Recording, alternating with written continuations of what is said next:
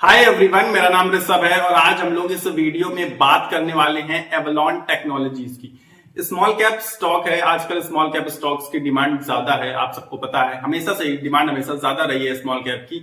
यही एक रीजन है कि ज्यादातर इन्वेस्टर्स जब मार्केट गिरती है तो ज्यादा लॉस में आ जाते हैं। उसको मैं आपको एक्सप्लेन कर देता हूं, क्योंकि आप सबने देखा है कि निफ्टी 50 जैसे गिरा 15%, तो मिड कैप गिरता है 20-22%, फिर इसके बाद स्मॉल कैप गिर जाता है 30-30%। तो ये सब फंडा है। फंडा क्या है? फंडामेंटल्स का फंडा है कि ओवरऑल अगर आप स्मॉल कैप में जाएंगे तो उसको हिलाना आसान हो जाता है। देखिए, नॉर्मल सी बात है कि बड़े इन्वेस्टर्स चाहे तो स्मॉल कैप को बहुत ही इजीली हिला सकते हैं। हिला सकते का मतलब चाहे तो अपर सर्किट लगवा सकते हैं, चाहे तो लोअर सर्किट लगवा सकते हैं। ठीक है, वो तो बाई सेल अगर हैवी क्वांटिटी में बाई कर लेंगे या हैवी क्वांटिटी में सेल कर देंगे तो इजिली मैनिपुलेट हो सकते हैं वो स्टॉक्स। ठीक, और स्मॉल कैप कहे कौन से जाते हैं जो 1000, 2000, 4000 करोड़ के शेयर्स होते हैं। जबकि आप 1000, 2000, 4000 करोड़ लेकर अगर जाएंगे एचडीएफसी बैंक में, रिलायंस में, तो कुछ भी नहीं होगा, कुछ भी फर्क ही नहीं पड़ेगा। इनफैक्ट है ना, वो वहीं के वहीं खड़े रहेंगे और आपको जितना माल चाहिए होगा वो आप पा लेंगे, या फिर जितना माल बेचना चाहेंगे वो बेच लेंगे किसी भी प्राइस पर। आप इजिली वहां पर कुछ भी कर सकते हैं, लेकिन यहां आप मैनिपुलेट कर सकते हैं। तो इस वजह से मैं स्मॉल कैप स्टॉक्स की बात कम करता हूं, लेकिन जब डिमांड आती है तो बहुत ज्यादा रिसर्च की जरूरत पड़ती है, क्योंकि मैं खुद भी उनसे बहुत टच में नहीं रहता हूं, बहुत दूर रहता हूं। ठीक है, तो थोड़ा सा टाइम लगता है। अब मैं आपको बता देता हूं कि एवलॉन टेक्नोलॉजी ठीक ठाक कंपनी में कहूंगा, बल्कि एक हिसाब से इसके कामकाज के हिसाब से बहुत अच्छी कंपनी कहूंगा। अब आपको बताता हूं ये कामकाज करती है।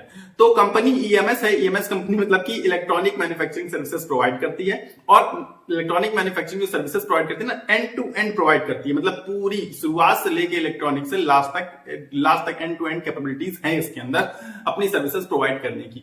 तो एक काम काज तो ठीक ठाक लगने लगा कि भाई इलेक्ट्रॉनिक सर्विसेज प्रोवाइड करती है, वो भी शुरू से लेके लास्ट तक, जो कि एक इसे बेहतर अपॉर्चुनिटी वाला स्टॉक बनाती है। अब बेहतर अपॉर्चुनिटी से आपको आज ही दिखेगा, जिस दिन मैं ये वीडियो अपलोड कर रहा हूं, कि अपर सर्किट मार दिया स्टॉक ने। अपर सर्किट मार दिया स्टॉक ने, इसके बाद ये वीडियो आपके पास पहुंच पा रहा है।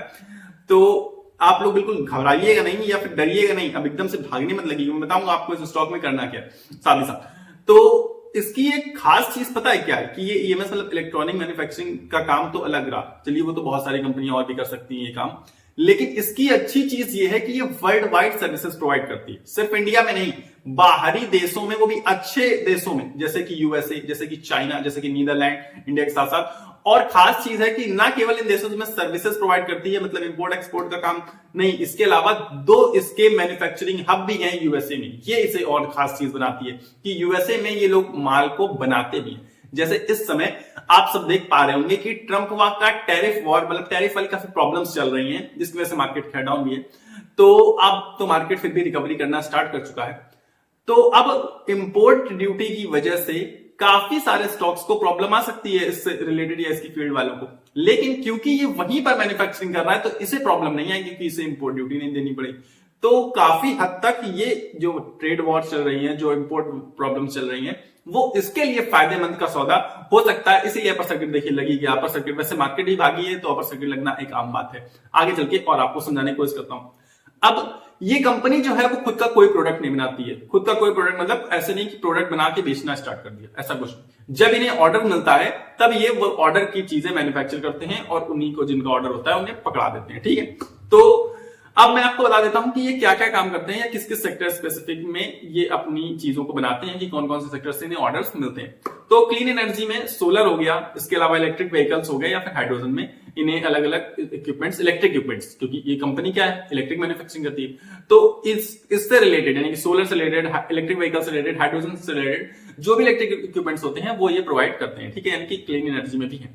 साथ में मोबाइलिटी और ट्रांसपोर्टेशन में आप आएंगे तो रेलवे, ऑटोमोटिव या फिर एरोस्पेस, इसमें भी क्या करते हैं, वही इलेक्ट्रिकल इक्विपमेंट्स प्रोवाइड करते हैं, इलेक्ट्रिकल इक्विपमेंट्स बनाते हैं। साथ ही साथ इंडस्ट्रियल्स की बात करें, इंडस्ट्रियल से इनका सबसे ज्यादा रेवेन्यू जनरेट होता है, जिसमें आता है टेलीकॉम और सैटेलाइट और डिजिटल इंफ्रास्ट्रक्चर में भी क्या करते हैं लोग, इलेक्ट्रिकल इक्विपमेंट्स प्रोवाइड करते हैं। सीधी सी बात है, कामकाज ही क्या, इलेक्ट्रिकल इक्विपमेंट्स बनाते हैं, वही प्रोवाइड करेंगे। तो इसके बाद आता है कम्युनिकेशन में, तो वो सारी चीजें प्रोवाइड करते हैं अपनी, जो भी इलेक्ट्रिकल इक्विपमेंट्स है वो प्रोवाइड कर देते हैं। मेडिकल और अदर्स में आ जाएंगे आप, तो मेडिकल या फिर डिफेंस रिलेटेड भी इलेक्ट्रिकल इक्विपमेंट्स प्रोवाइड करते हैं। ठीक, अब मैं आपको बता देता हूं कि कौन कौन सा कितना रेवेन्यू जनरेट कर रहा है, जितनी चीजें मैंने आपको बताई हैं। तो सबसे ज्यादा जो रेवेन्यू है वो आता है इंडस्ट्रियल से, इनका 28% का रेवेन्यू जनरेट करते हैं। इसके बाद क्लीन एनर्जी से 23% का, इसके बाद मोबिलिटी और ट्रांसपोर्टेशन से 22% का जनरेट करते हैं, मेडिकल और अदर से 19% का, और कम्युनिकेशन से 9% का, लगभग 8 से 9% का जनरेट करते हैं। तो इतना रेवेन्यू ऐसे ऐसे ये लोग जनरेट कर रहे हैं, जो कि ठीक है। मैं कहूंगा कि कामकाज मतलब बहुत फील्ड्स में है इनका, तो जिस फील्ड से भी इन ऑर्डर मिल जाएगा तो इनका काम हो जाएगा, मतलब रेवेन्यू तो आगे चल के बढ़ने के चांसेस बहुत अच्छे दिख रहे हैं मुझे।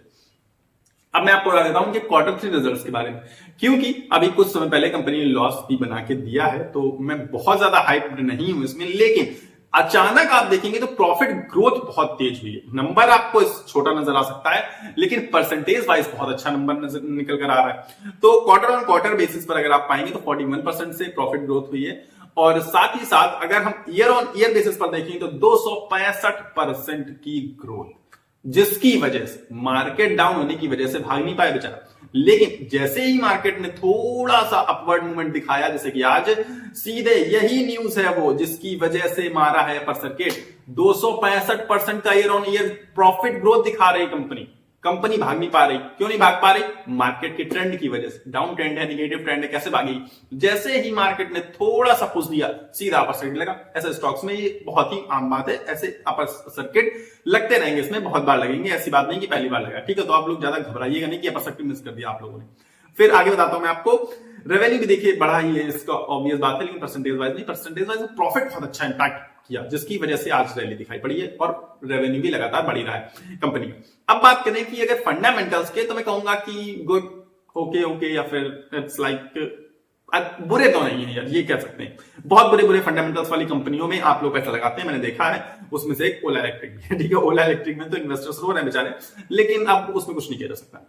तो देखिए, फंडामेंटल्स बहुत अच्छे नहीं है, लेकिन खराब तो नहीं कह सकते मैंने इन फंडामेंटल्स को, क्योंकि फंडामेंटल्स ठीक ठीक नजर आते हैं। और कामकाज के हिसाब से, जिस हिसाब से उन्होंने प्रॉफिट ग्रोथ दिखाई, लगता है कि फंडामेंटल जो कि पी थोड़ा सा हाई है, वो भी आगे चल के नॉर्मल हो सकता है अगर कामकाज को और अच्छे से एक्सपैंड कर पाए तो।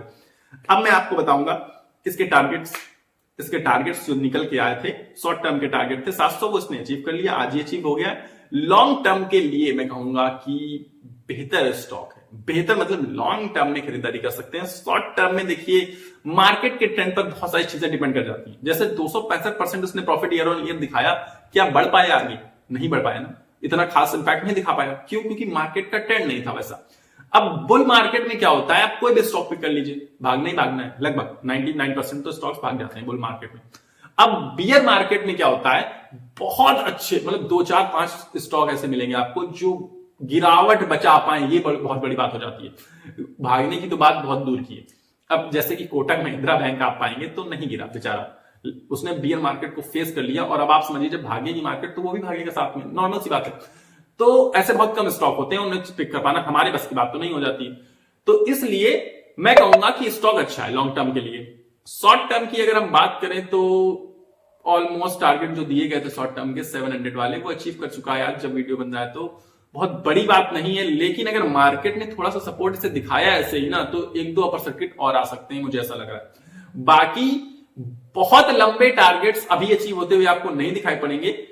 मेजर आप पाएंगे तो 800, 850 पे रेजिस्टेंस फेस करने लगेगा, देन अगर उसे पार कर लेता है तो 1100 के आसपास इस तक जा सकता है, तो आपको ठीक ठाक से रिटर्न्स मिल सकते हैं।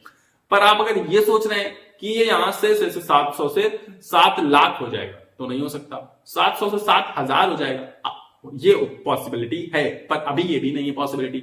इसके लिए भी आपको 10-12 साल वेट करना पड़ेगा। तो मेरे हिसाब से अगर आपके पास पेशेंस है तो आप, ऑब्वियस बात है, अच्छा स्टॉक है, बेहतर है, बाहर कामकाज कर रहा है, पिक कर सकते हैं।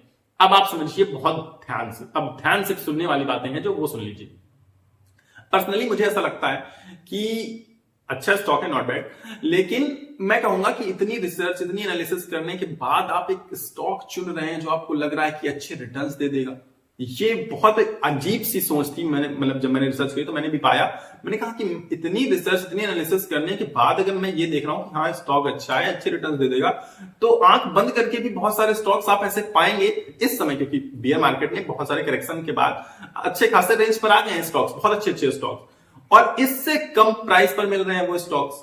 तो मुझे पर्सनली लगता है कि इतनी रिसर्च, इतनी एनालिसिस की जरूरत क्या पड़ रही है जब आपको अच्छे रिटर्न्स चाहिए। अगर आप करेंगे मल्टी बैगर बनेगा, तो बिल्कुल मेरे हिसाब से ये तो बेस्ट है फिर स्टॉक। फिर तो इतनी रिसर्च, इतनी एनालिसिस सब कुछ वर्थ हो जाएगा इसके लिए, क्योंकि मल्टी बैगर देखिए आसानी से स्टॉक्स बनते नहीं एक तो, और जो बनेंगे ना तो हमें आपको पता नहीं होगा, जो इनफैक्ट जो उसके इन्वेस्टर होंगे ना उन्हें भी नहीं पता होगा, कोई नहीं जानता कि कब कौन सा स्टॉक मल्टी बैगर बन जाएगा। और क्या मल्टी बैगर का मतलब आप समझ रहे हैं कि ये 700 है तो करीब करीब 70,000 तो पहुंच ही जाए, 100x तो रिटर्न मिल ही जाए अल्टीमेटली, तभी तो मल्टी बैगर कहेंगे ना, क्योंकि 10x रिटर्न्स तो बहुत इजीली मिल जाते हैं लॉन्ग टर्म में मेरे हिसाब से। तो इतनी रिसर्च, इतनी एनालिसिस के बाद अगर आप एक स्मॉल कैप कंपनी चुन रहे हैं, ऑल्दो अच्छी है लेकिन रिस्क बढ़ रहा है, तो मेरे हिसाब से वर्थ नहीं है। वर्थ बात यहां पर इन्वेस्टमेंट की नहीं कर रहा हूं मैं कह रहा हूं ये इतनी रिसर्च, इतनी एनालिसिस, इतना रिस्क उठाने वर्थ नहीं निकल के आता है अगर आप स्मॉल कैप में इतना इन्वेस्टमेंट करना चाहते हैं तो। और दूसरी चीज, अब मैं कहूं आपसे कि आपके पास 10 लाख रुपए इन्वेस्टमेंट के लिए, जैसे मैं मान के चल रहा हूं कि मैं खुद ही इन्वेस्ट कर रहा हूं, तो 10 लाख रुपए जब मैं इन्वेस्ट करने जाता हूं तो मुझे लगता है कि अगर मैं बहुत बड़ा रिस्क उठाने जा रहा हूं तो जियो फाइनेंशियल दिखता है मुझे, ठीक है कि हाँ रिस्क स्टॉक है लेकिन मल्टी बैगर बनने के चांसेस नजर आते हैं मुझे उसमें। दूसरी चीज, मैं मेजॉरिटी ये बहुत बड़ा रिस्क उठा लिया मैंने, अब मैं ज्यादातर चुनूंगा तो चुन लूंगा एसबीआई चुन लूंगा जो कि सेफ है, बहुत सेफ है, बल्कि मैं कहूंगा रिलायंस चुन लूंगा जो कि बहुत सेफ। जब आप बड़ा अमाउंट लगाते हैं तो आप खुद ही सेफ स्टॉक्स चुनने लगते हैं। अब क्या ये बड़ा स्टॉक्स लगाने लायक है? क्या बड़ा अमाउंट आप लगा देंगे इस स्टॉक में? नहीं लगा पाएंगे ना। इसमें आप ज्यादा इन्वेस्ट करने की कोशिश करेंगे तो 10, 20, 30 हजार रुपए बस। तो क्यों इतनी रिसर्च, क्यों इतनी एनालिसिस, क्यों इतना रिस्क उठाने की जरूरत क्या पड़ रही है, ये मुझे आप लोग कमेंट बॉक्स में जरूर से जरूर बताइएगा। बाकी स्टॉक अच्छा है, बुरा नहीं है, लॉन्ग टर्म में खरीदारी की सलाह है और कामकाज भी आगे चल के बेहतर नजर आ रहा है मुझे। इसका प्रॉफिट में इंक्रीमेंट है जो कि अगर ऐसे ही इंक्रीमेंट करता रहा तो बहुत बेहतर चीज है। ऑल्दो ये डिविडेंड प्रोवाइड नहीं करता है, बस ये एक छोटी सी मुझे खराबी लगी, क्योंकि यार देखो जो डिविडेंड कंपनियां दे देती है तो मुझे लगता है कि ठीक है चलो, ऑल्दो अभी इसने प्रॉफिट नहीं दिया, मतलब हो सकता है कि स्टॉक प्राइस बहुत तेजी से ना भागे, लेकिन डिविडेंड तो आ ही रहा है ना, तो पड़ा रहने देते हैं, लॉन्ग टर्म में वर्क कर जाएगा। ऐसा भी कई बार होता है मेरे, मतलब मैं तो ऐसे सोच सकता हूं, बाकी आप लोग क्या सोच सकते हैं कमेंट बॉक्स में जरूर से जरूर बताइएगा। बाकी अभी इस वीडियो में बात इतना है, लेकिन वीडियो पसंद आए तो वीडियो को लाइक कर देना, चैनल को सब्सक्राइब करके मेरे साथ जुड़ जाइएगा ताकि हम लोग ऐसे ही वीडियोस आगे चल के मिलते रहे आपको मेरे थ्रू। तो सब्सक्राइब बटन नीचे आ रहा होगा, उसको दबा के जरूर से जरूर मेरे साथ जुड़ जाइएगा। मिलेंगे अगले वीडियो में, तब तक के लिए आपको अपनी सेहत का ख्याल रखना है, स्वस्थ रहिए, मस्त रहिए, नमस्कार, धन्यवाद।